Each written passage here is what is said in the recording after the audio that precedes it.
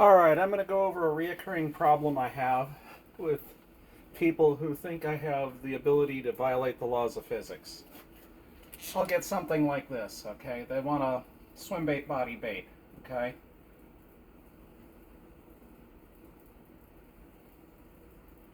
Alright, it's no big deal. At this point, you can orient it in a mold plate. Here, we'll take a mold plate here. Here's one piece of aluminum. Here's the other piece of aluminum. And you can orient it so that the top is in one plate and the bottom is in the other plate. See, we'll just draw it like this. Actually, let's make that a little longer. And the bottom is in the other plate. And your common runner is right here. You inject from the top. You inject one color in this side, one color in this side, and you get a bait that's more or less one color through this area and a different color through this area. That works great until you add a tail. Some tails are pretty easy, like for instance if you have a fork tail, you just fork it along the parting line. Say if you're looking at the top of the bait like this, you have a fork tail like this. That's pretty easy.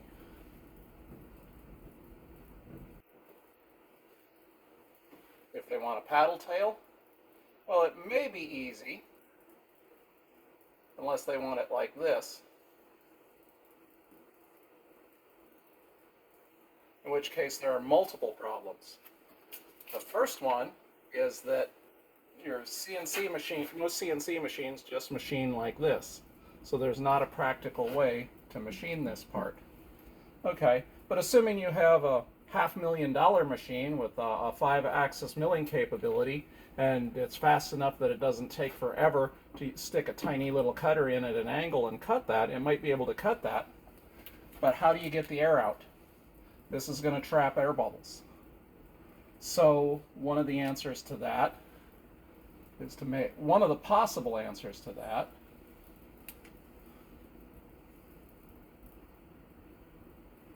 is to cut one plate here, one plate here, and then you add another plate as a cap here. And then you can vent it right along this seam, and you can vent it right along this seam, and you can vent it this way, and you can vent it that way, because you got a parting line there, just like you have a parting line here. Well, not there. Ends right there. You have a parting line there. Your vents come out along there. So you are able to cure your problem, maybe. Okay? But it's a more complicated mold to make. It takes more setup. It's more expensive. Okay? Say, for instance, you wanted a 10-cavity mold like this. To make that bait, if you laid it out a different way so that you didn't laminate it or did a different way, it might be less, but you might have double the cost to make it this way, just because it's that much more setup. Then you run into another problem. Remember I said when it was just even if you could cut it, if you had that $500,000 machine that people expected you to use for 10 cents an hour, and you could cut that in at an angle, how do you get the air out there? Well, you have the issue with how do you get the air out here and how do you get the air out here with this orientation. All right? So one of the things you might be able to do is to cut your gate so that it's almost perfectly straight into the bait, like that, so that it pushes the air all back instead of being trapped there. But if you don't, but you do still have the advantage of when you turn it this way, okay, when your mold is sitting like this. I'm covering way too much for what should be a simple video. When it's sitting this way, and your bait is like this, with your tail back here, it'll vent. The air will, if you shoot it hot and slow and give time, well, it won't do it there. We already discussed that. If you shoot it slow and give it time, the air bubbles will float up to this side and get squeezed out vents along that side. All right. Then we come up with all these solutions, and the customer says, hey, I want it made like this, but I want a curly tail. Okay, Let's take the back of this mold off.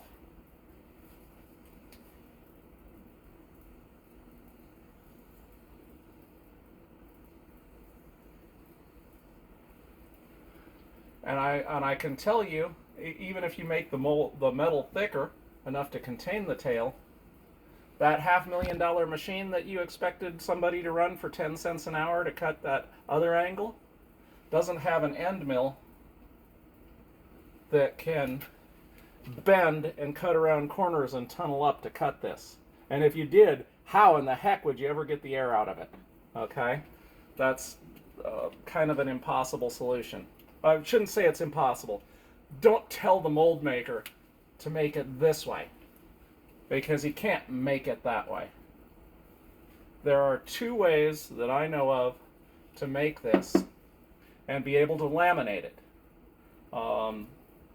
And first off, I don't like big curly tails because they take up a lot of metal. All this space over here is just metal that's wasted, and or metal that you just have to put in there to do it. But anyway, there are two ways I know of to make this.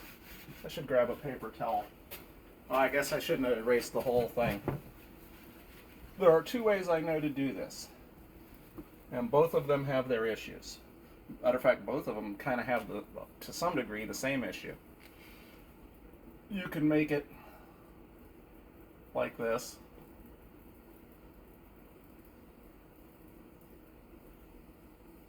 All right. And make a big plate. Right? With another one.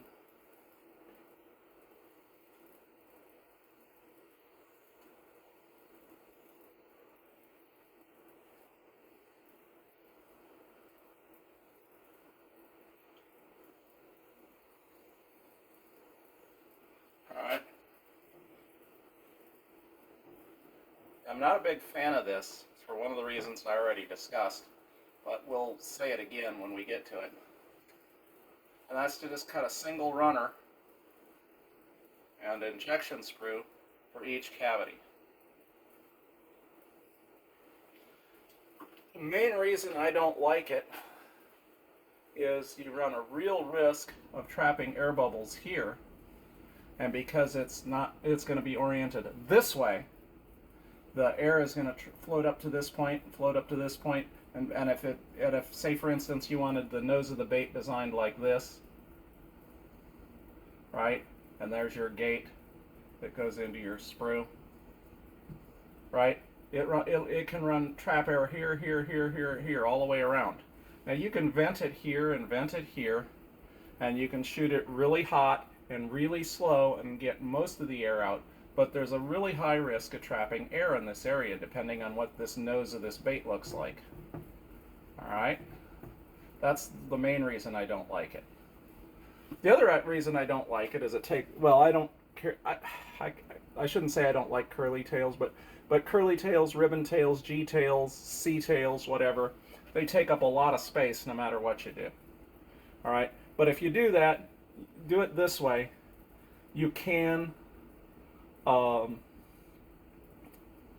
inject each one at a time as a 2-color or 3-color or however many color injection you want. You know, and you'll probably wind up with a nasty blend, but if you get everything just right, you may actually get a color split that goes all the way out here somewhere, although all of this will probably be blended. But, you know, that's a matter of your skill, knowledge, technique, etc. So that's one way to do it. It's fairly fast to demold. You just open the plates and drop them all out. You can cut them off their individual runners at your leisure. One of the issues is that either you have to waste a lot of aluminum, or you have to buy sprue extenders, or you have to hold pressure on each one while they cool, especially if you're having problems with trapped air bubbles and you're shooting them hot and slow, because the hotter it is, the more it's going to shrink. But you're going to have to do something to make sure that those stay full. And, you know, it can be slow. Another way to make it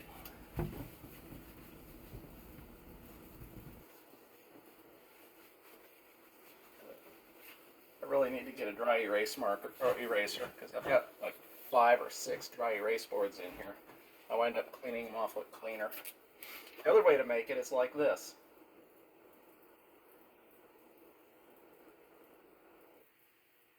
And your body is between the plates like this. And your tail is oriented flat like this with the body. And you have another little bit thicker, maybe a little bit thicker plate here. And you have another one here. And you have another one, and so on. And in theory, there's practical limitations, but in theory,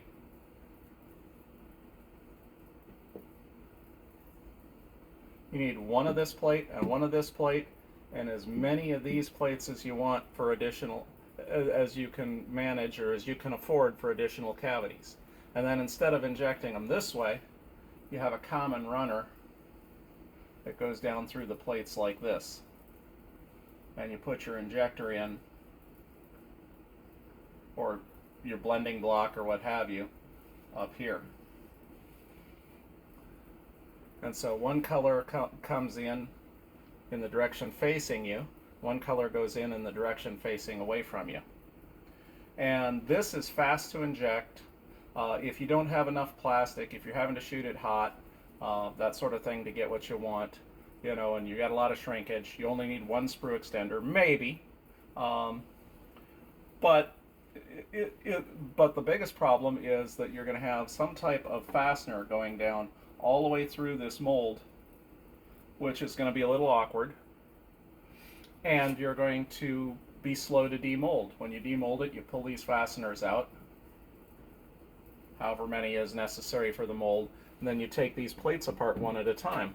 And you kind of have to either get, if you get lucky, sometimes this sprue will just pull out, but most of the time you won't. You'll have to kind of break them off or cut them off the sprue as you take the plates apart. And I have made molds both of these ways. Single runner, multiple plates, and multiple runners with 2 plates. But the one way you can't do it